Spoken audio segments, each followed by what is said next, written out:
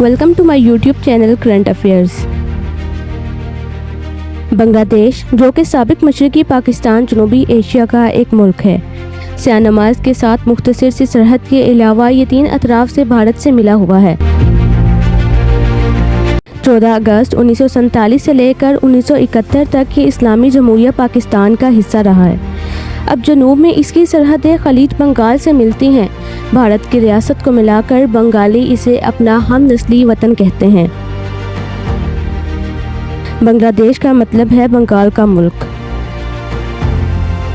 नाज़रीन कराम, बांग्लादेश की मौजूदा सरहदें 1971 में तक़सीम हिंद के मौका पर वजूद में आईं, जब ये मशरकी पाकिस्तान के हिस्से के तौर पर बरतानिया से आज़ाद हुआ। पाकिस्तान के दोनों हिस्सों में मशरकी और मगरबी हिस्सों के दरमियान 1600 किलोमीटर का फासला है, जिनके सबब मुश्तरका मजहब होने के बावजूद पाकिस्तान के दोनों हिस्सों में नस्ली और लसानी खलीज बढ़ती गई। नाज़रीन कराम, जिसकी वजह से बिल आखिर 1971 में एक खूनी जंग के बाद शेख मुजीबुर रहमान की क़यादत में बांग्लादेश क़याम में आया। पाकिस्तान और भारत के दरमियान 3 जंगें लड़ी गईं, जिनमें से एक जंग 1971 की है। इसी जंग में पाकिस्तान का मशरकी हिस्सा तोड़कर अलहदा हो गया और बांग्लादेश के नाम से दुनिया के नक्शे पर उभरा। नाज़रीन कराम, अब सवाल ये है कि भारत ने मशरकी पाकिस्तान को कैसे तोड़ा। हुआ कुछ यूँ कि भारत ने बांग्लादेश के ही कुछ लोगों को गुमराह और इन्हें बहकाया कि मगरबी पाकिस्तान तुम लोगों को तुम्हारे हकूक़ नहीं देता, इसलिए अपने हक के लिए हथियार उठाओ, और इस तरह 3 लाख अफगानी तैयार किए गए और उनको मुसलमानों के खिलाफ ही ला खड़ा किया। नाज़रीन कराम, ये अलहदगी कुछ गद्दारों की वजह से हुई। 7 मार्च 1971 को ढाका का रेस कोर्स लोगों से भरा हुआ था। तकरीबन 10 लाख अफराद बांस की लाठियां लिए यहाँ मौजूद थे। मजमे की तरफ से आज़ादी के नारे थमने का नाम नहीं ले रहे थे।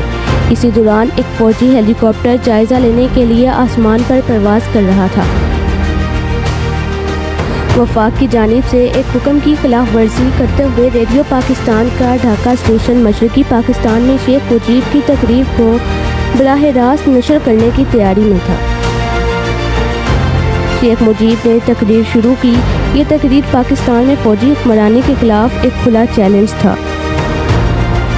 इस तकरीर के चंद रोज़ बाद पाकिस्तान के सदर याहिया खान इस मसले का सियासी हल लिए ढाका पहुँच गए। फौरी ऐसे इशारे मिल रहे थे कि याहिया खान मशरकी पाकिस्तान के इक़्तिदार को उनके हवाले करने के मुस्तरद करने जा रहे थे। 23 मार्च को जब शेख मुजीब याहिया खान से सदर की रिहाइशगाह में मिलने गए तो उनकी गाड़ी पर बांग्लादेश का झंडा था।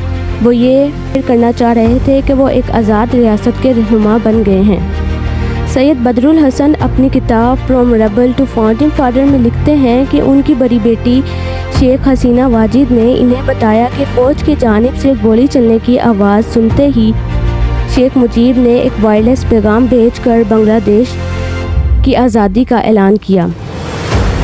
शेख मुजीब ने आवाम से कहा कि अब वो जहाँ भी हैं, उनके पास जो भी है उससे फ़ौज की मुज़ाहमत करें।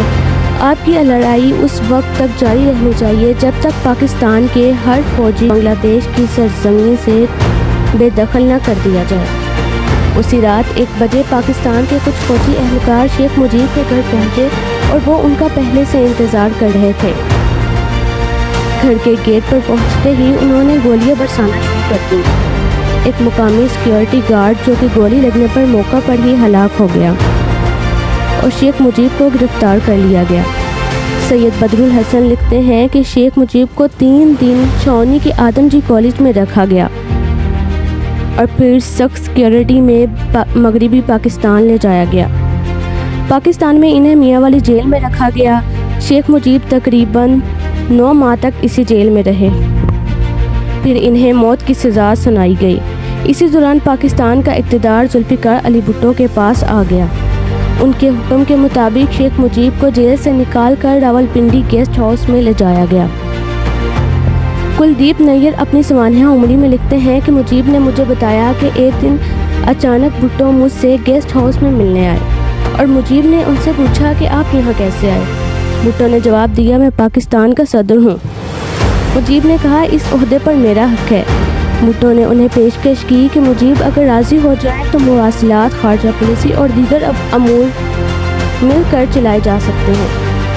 کلدیپ نیر لکھتے ہیں کہ مجیب نے کہا، میں ابھی آپ کی تحویل میں ہوں، اپنے لوگوں سے مشورہ کیے بغیر میں کچھ نہیں کہہ سکتا۔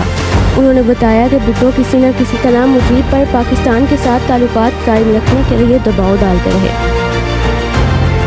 جس دن مجیب کو رہا کیا جانا تھا اور اگلے دن انہوں نے لندن جانا تھا، بھٹو نے کہا کہ وہ ایک دن اور قیام کر لیں، اس لیے کہ اگلے ہی دن ایران سے آ رہے تھے اور مجیب جان گئے کہ وہ ان کے ذریعے ان پر دباؤ ڈالنا چاہتے ہیں، اس لیے انہوں نے بھٹو کی تجویز کو مسترد کر دیا۔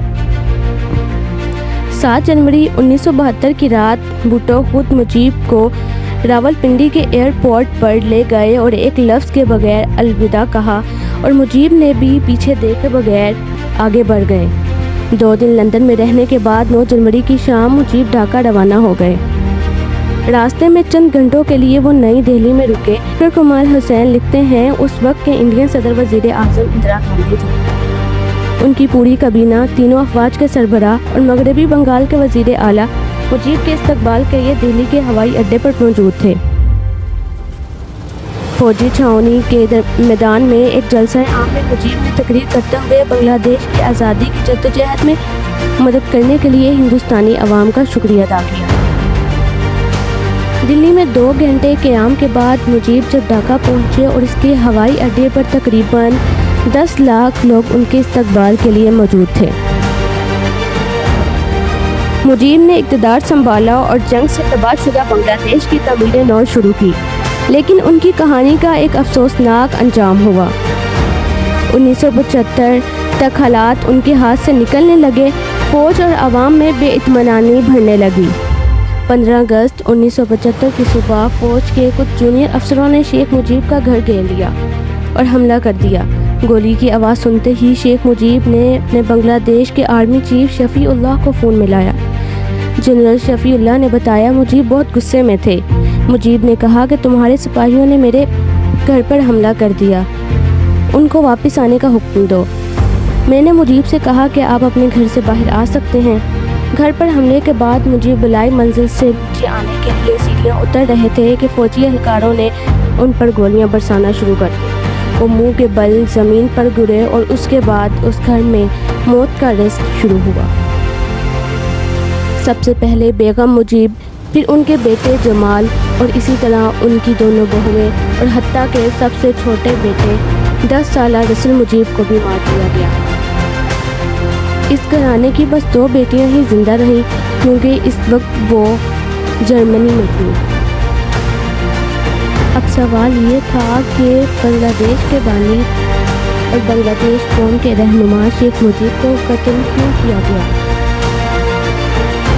بنگلہ دیش کے قیام کے بعد جب اقتدار شیخ مجیب نے سنبھالا تو حالات ان کے ہاتھ سے نکلنے لگے، جس کی وجہ سے کرپشن بڑھنے لگی اور انہوں نے آمرانہ طرز حکومت اپنا لیا، جس کی وجہ سے انہوں نے آزاد میڈیا اور عوامی لیگ پر پابندی لگا دی اور فوج اور عوام میں بے اطمینانی بڑھنے لگی، جس کی وجہ سے فوج کے کچھ جونیئر افسران نے انہیں قتل کر دیا۔